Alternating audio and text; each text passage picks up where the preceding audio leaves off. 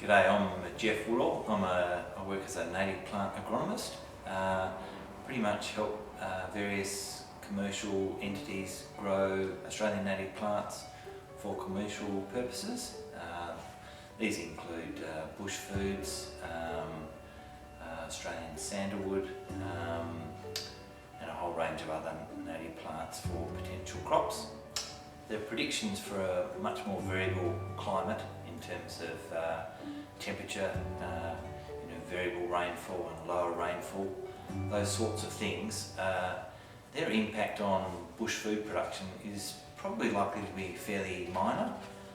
The reason for that is essentially because these locally native plants, and even native plants from a broader area, they've got superior water use efficiency compared to a lot of annual crops and pastures and other tree crops and small herbaceous shrubs.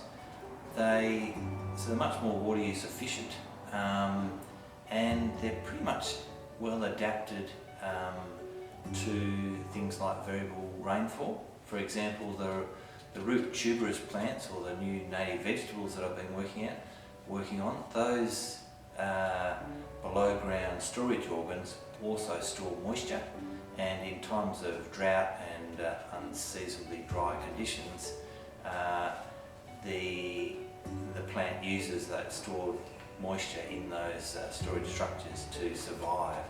A good example of that is in the sort of Jerramungup to Ravensthorpe area that had a very dry winter in 2018. The yilk, or Platysaster flexa, although those plants suffered due to the very dry conditions that area experienced, those plants, even in their natural situation, still survived because of those underground storage organs.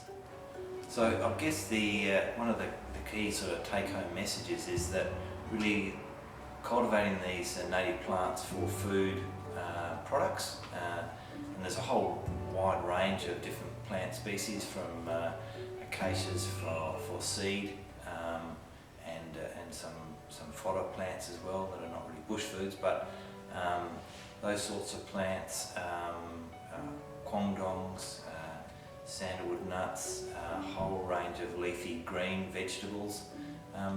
Really, with this climate variability becoming more and more of an issue, they're really well adapted to this variable climate, and I think over time we'll see an increase in production of all these native plants that have a food potential, either ones that we've worked on and that are now being commercially adopted, or those that are going to come online in the future.